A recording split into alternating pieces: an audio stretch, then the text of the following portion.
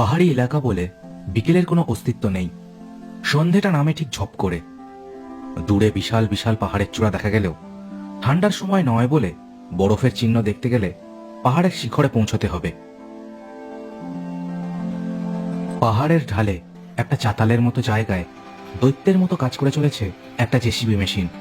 কয়লার খাদান থেকে একভাবে পাথর সরাচ্ছে জান্তব হাত দিয়ে অক্লান্তভাবে। খাদানের থেকে সামান্য দূরেই বেশ কয়েকটা তাঁবু। তাঁবুর সামনে আগুন জেলে জমায়েত করছে কুলি মজুরেরা, আর রান্নাবান্না করছে কেউ কেউ। খাদানের সামনে কোমরে হাত দিয়ে জেসিবি মেশিনটার কাজ তদারক করছে নরেশ সামন্ত। কম বয়সের ছেলে এই নরেশ সামন্ত। মাত্র মাস দুয়েক হলো এই খাদানে ম্যানেজারের চাকরি নিয়ে এসেছে আসানসোল থেকে। এই যে হেতম্বদা, একটু আসতে, মেশিনটা পুরনো, এক্ষুনি নাট বল্টু কিছু ভাঙলে কিন্তু আর দেখতে হবে না। এই ওদিকে ওদিকে ওদিকে একটু দেখো। জেসিবি মেশিনে বসে থাকা লোকটা বয়সে নরেশের দ্বিগুণ, আর বহু বছর ধরে এই খাদানে কাজ করছে সে, তাই নরেশের কোনো কথাই ঠিকভাবে মানতে চায় না। আরে হ্যাঁ স্যার, ঠিক আছে, আমি প্রথমবারই মেশিন চালাচ্ছি নাকি, যত সব। নরেশ বুঝল একে ঘাঁটিয়ে কোনো লাভ নেই। অবশ্য এখন খাদানে অন্য কোনো শ্রমিক নেই, কোনো বড় বিপদ ঘটার সম্ভাবনা অনেক কম। সে আরো কয়েক মিনিট পাথর সরানো দেখে নিয়ে ফিরে চলল তাঁবুর দিকে।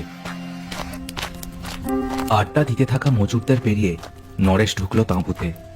তাঁবুগুলোর প্রতিটির ভেতর আলো জ্বলতে দেখা যাচ্ছে। তাঁবুতে ঢুকে বিছানার ওপর ধপ করে বসে পড়ে নরেশ।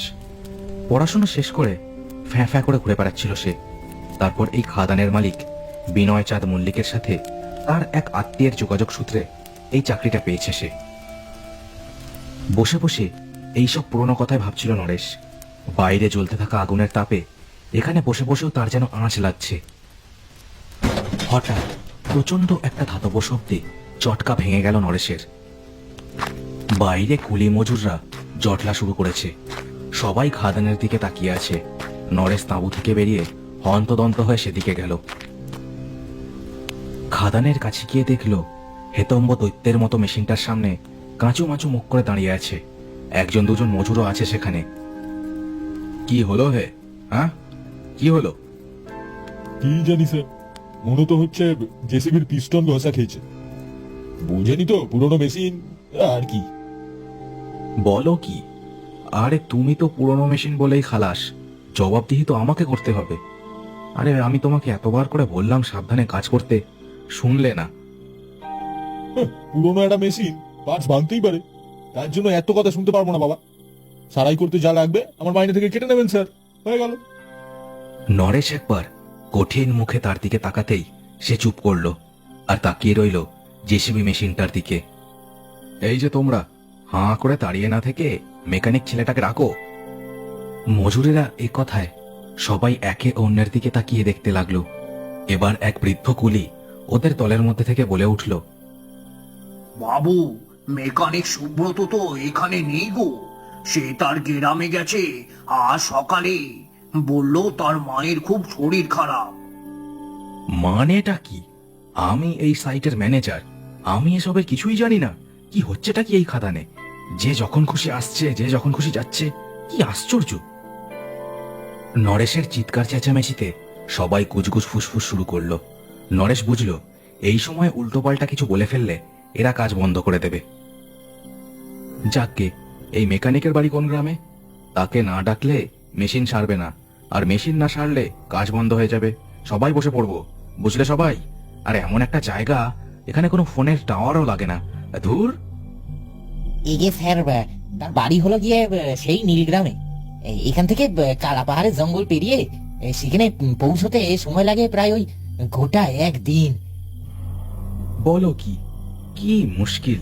এদিকে আবার বিনয়বাবুকেও খবর দিতে হবে সেই বিজয়গড় শহরে গিয়ে। কি করা যায় বলো তো?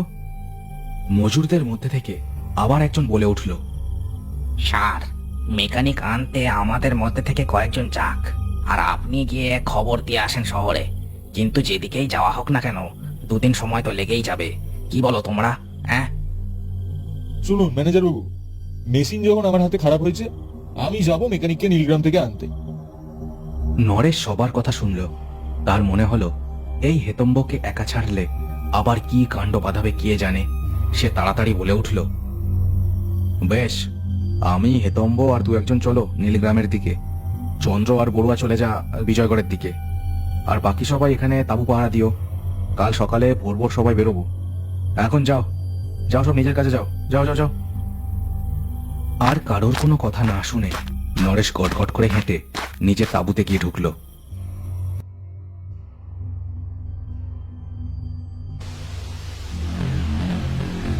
গভীর রাত হতেই চারিদিক নিঝুম হয়ে গেল খাদান এলাকার। পাহাড়ের জঙ্গলে ঘেরা এই খাদানটায় লোকজন অনেক আছে, প্রায় 20-25 জন। খাদানের তাঁবুগুলোর সামনে সারা রাত আগুন জ্বলে। তাঁবুগুলোর থেকে একটু দূরেই গাছের জঙ্গলের সারি। সেই জঙ্গলের অন্ধকারের মধ্যে যেন কোনো জীব লুকিয়ে আছে। তাদের নড়াচড়া বোঝা যাচ্ছে খুব মৃদুভাবে।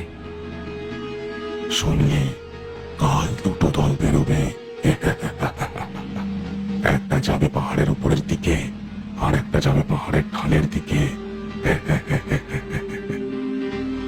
পাহাড়ের নিচের দিকে যারা যাবে, ওদের তো শিকার করা যাবে না। আধার নামার আগেই ওরা শহরের আলোয় পৌঁছে যাবে। বেশ তো, তবে উপরে যারা যাবে তাদেরই আমরা উপরে পৌঁছে দেবো।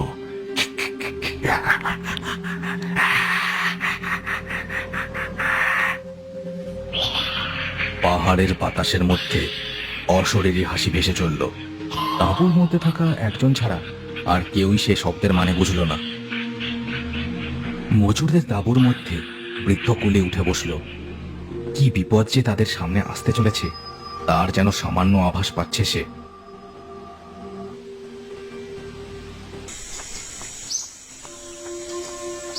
দূরের পর্বতের মাথায় আলো ছড়াতে ছড়াতে সূর্য উঠল। জঙ্গলের পাখিরা খাবারের খোঁজে বেরিয়ে পড়েছে। হালকা ধোঁয়ার মতো কুয়াশার চাদর এখনো লেগে আছে পাহাড়ের আনাচে কানাচে। মজুরদের এই দুদিন কি কি করতে হবে সব বুঝিয়ে দিল নরেশ। হেমন্ত আর দুজন কুলি ব্যাগপত্তর নিয়ে তৈরি হলো। যে দলটা বিজয়গড়ের দিকে যাবে তারা অনেক আগেই যাত্রা শুরু করেছে।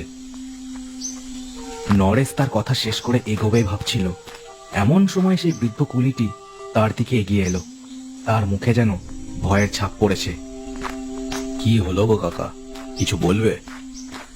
আগে কি বলি বলুন তো, না বললেও নয়।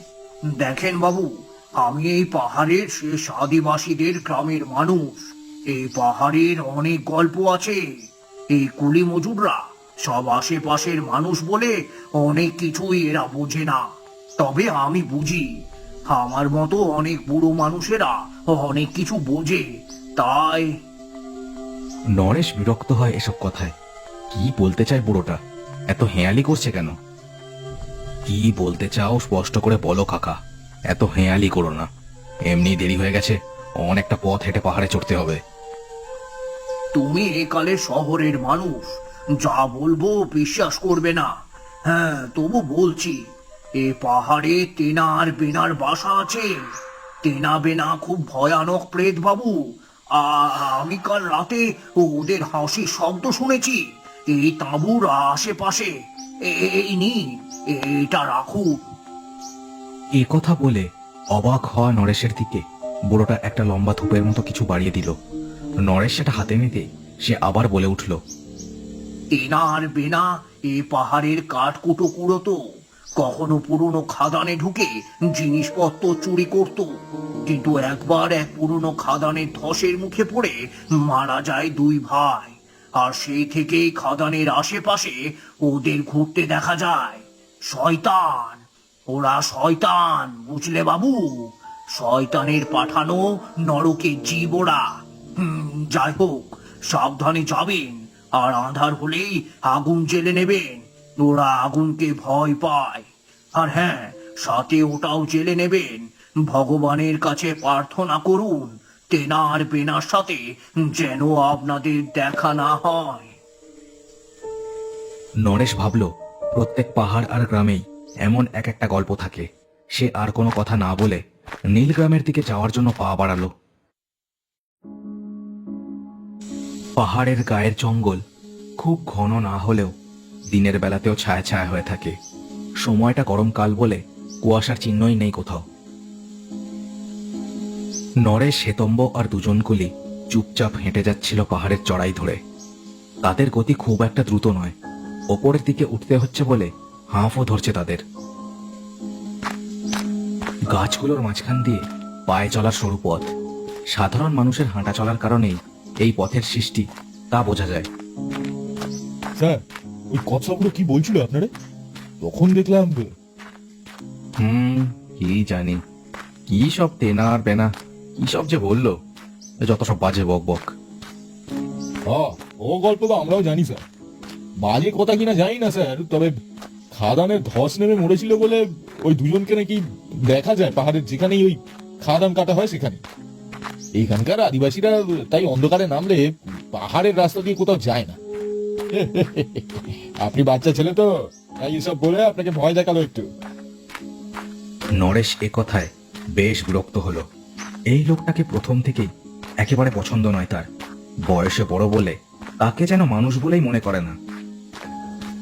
পিছনের দুজন কুলি কোনো কথাই বলছিল না, মুখ বন্ধ করে অনুসরণ করছিল হেতম্ব আর নরেশকে।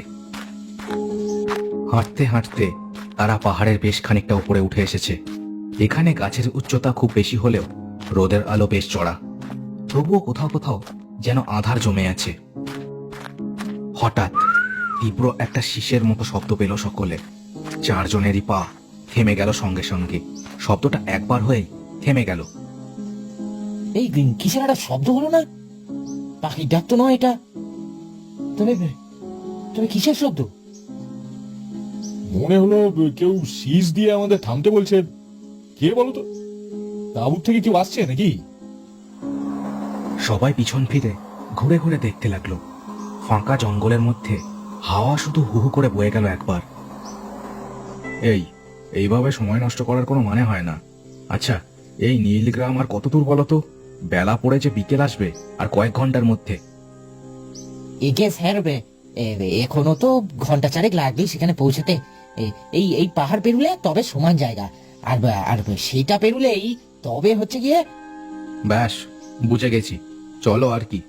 কি কুক্ষণে যে চাকরিতে হ্যাঁ বলেছিলাম কে জানে। চারজনে আর কোনো কথা বলল না। আবার আগের মতোই রাস্তা বেয়ে উঠতে লাগলো ওপরের দিকে। তবে যদি একটু ভালো করে চারপাশে দেখতো, তবে দেখতে পেত একটা কালচে দেহ গাছের আড়ালের ছায়ার মধ্যে দাঁড়িয়ে তাদের লক্ষ্য করছে।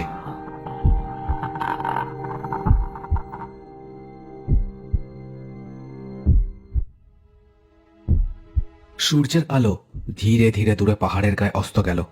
হলদে আলো খুব মৃদু হয়ে এলো। জঙ্গলটাকে দেখে মনে হচ্ছে কোনো মায়াবী পরিবেশ। ঝোপে ঝোপে জ্বলে উঠল জোনাকি পোকা। হাঁটতে হাঁটতে একটা বিশাল ঘাস ময়দানের মতো এলাকার পাশে এসে থেমে গেল তারা। সারাদিন একভাবে চড়াই ওঠায় সব্বার দমই ফুরিয়ে এসেছে। কি হলো নরেশ বাবু, দম শেষ নাকি? হবেই তো, শহরের লোক তুমি। আর খুব বেশি দূর নয় যদিও, এখান থেকে ঘন্টা দুয়েকের পথ। নরেশ সত্যি হাঁপিয়ে গেছিল। সে ঘাসের ওপর বসে পড়ে বলল, ওহ, একটু বসা যাক, আগুন জ্বাললে ভালো হয়। কি বলো তোমরা? কুলি দুজন কিন্তু বসলো না। নরেশের কথা কোনো জবাবও দিল না। ভয়ে ভয়ে তারা চারিদিকে দেখতে লাগলো। এই কিরে, তোদের আবার কি হলো রে? কি দেখছিস বলতো এদিক ওদিক? না, কিছু না গো হেতম্বদা। আমরা ভেবেছিলাম আলো থাকতে থাকতে জঙ্গল পেরিয়ে যাব, কিন্তু স্যার এত ধীরে ধীরে হাঁটলেন যে এই আধার নামলো এখানেই। এবার বেনার তেনার খপ্পরে না পড়লেই মঙ্গল, সেটাই দেখছি চারিদিকে আর কি। এই থাম দেখি, বাজে না বকে আগুন জ্বাল, কাঠকুটো এনে। ঘন্টা খানেক বসে না হয় হাঁটা শুরু করবো আবার। এই এই মংলু, চল চল, কাঠ কাটা নিয়ে আসি। এই বড় টর্চটা নিয়ে তো। হেতম্ব আর নরেশ টর্চের আলোয় জায়গাটা আলো করে বসে রইল। মজুর দুজন আরো দুটো টর্চ হাতে কাঠকুটো কুড়োতে সামান্য দূরের দিকে হেঁটে গেল। টর্চ জেলে দুজনে কাঠ খুঁজছিল। বড় বড় গাছগুলোকে দেখে মনে হয় যেন বিশাল দৈত্যের মাথা আকাশ ফুঁড়ে উঠেছে, আর তাদের পাগুলো গেঁথে আছে জঙ্গলের মাটিতে। হঠাৎ কাঠ ভাঙার মর্মর শব্দে একজন চমকে পিছন ফিরল, আর এক ভয়ানক দৃশ্য তার চোখে পড়ল। গাছের আড়ালে যেন অন্ধকার জমে একটা মানুষের দেহের আকার তৈরি হয়েছে। তার চোখ দুটো জ্বলছে ধকধক করে। সে পিছন ফিরে অন্যজনকে সাবধান করার আগে ধোঁয়ার মতো সেই প্রেত এসে হু হু করে ঢুকলো তার মুখের মধ্যে। কি হলো রে? এই বীরেন, হ্যাঁ কি হলো? কোনো উত্তর এলো না। তার থেকে খানিক দূরে দাঁড়ানো লোকটা হঠাৎ ছটকা মেরে শরীরটা বাঁকিয়ে দাঁড়ালো।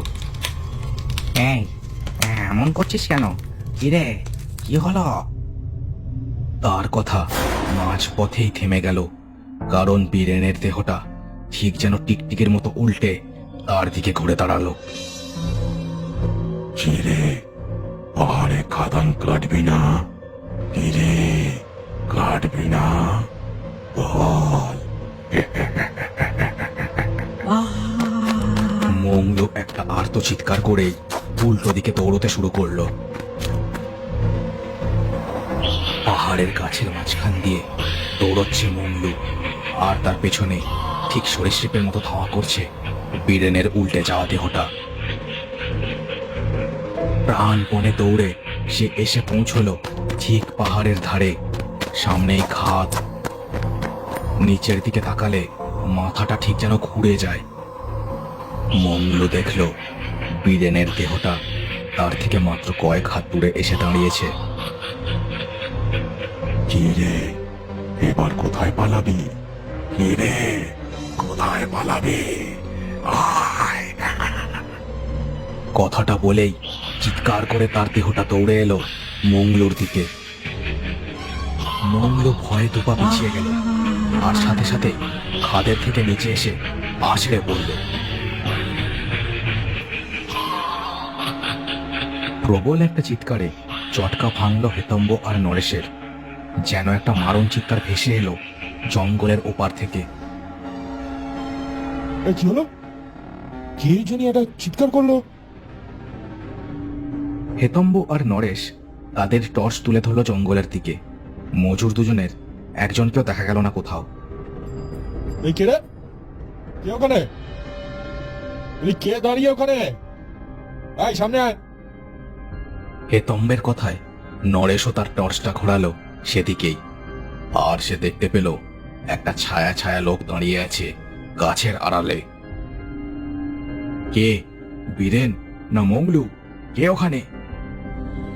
নরেশের চিৎকারে ছায়াটা এক পা দুপা করে বেরিয়ে এলো গাছের আড়াল থেকে। তার চেহারাটা দেখে দুজনেরই নিঃশ্বাস বন্ধ হয়ে গেল। কালো ছায়াটার মুখে দাঁতের শাড়ি, দু চোখ তার লোভে ভরা। তাদের দেখে ঠোঁট চাটলো ছায়াটা, আর সাথে সাথেই দুজন উল্টো দিকে ঘুরে দৌড়তে শুরু করলো প্রাণ বাঁচাতে। গাছের আড়ালের মধ্যে থেকে দুজন দৌড়চ্ছে। তাদের পেছনে সেই ছায়াটা ঠিক সাপের মতোই নিঃশব্দে ভেসে আসছে, যেন তার কোনো তাড়া নেই। ঠিক যেন শিকারী পশু দুর্বল শিকারকে নিয়ে খেলা করছে। দৌড়তে দৌড়তে ওরা দুজনেও এসে দাঁড়ালো জঙ্গলের ধারের সেই খাদের পাশে। আর কোথাও পালানোর জায়গা নেই। দুজন বিস্ফারিত চোখে দেখল এবার একটা নয়, দুটো ছায়া ঠিক তাদের থেকে কয়েক হাত দূরে দাঁড়িয়ে আছে। কি রে, তোরাও এখানে এসে হাজির হলি? এবার যে তোরাও মরবি। ঠিক ওই গাছের দিকে দেখ। ছায়ার কথায় দুজনে চমকে দেখলো গাছের দিকে। সাথে সাথেই তারা যেন ধাক্কা খেলো। বীরেনের দেহটা ভাঙা দওয়া হয়ে ঝুলে আছে গাছের ডালে। এবার খাদের ধারে দেখ। দুজন কাঁপতে কাঁপতে নিচের দিকে তাকালো। দেখলো নিচে পড়ে আছে মংলুর দেহটা। প্রায় থেতলে গেছে তার শরীরটা। হঠাৎ তাদের ঠিক পিছনে একটা ছায়া এসে দাঁড়ালো, আর প্রবল ধাক্কা পড়লো নরেশ আর হেতম্বের পিঠে। প্রবল দুটো চিৎকারে আকাশ বাতাস কেঁপে উঠল। এবার খাদের ধারে দাঁড়িয়ে তেনা আর বেনার ছায়াও প্রবল অট্টহাসিতে ফেটে পড়ল। সারা পাহাড়ের জীবিত প্রাণীরা যেন দম আটকে অপেক্ষা করছিল এই রাতের শেষ হওয়ার।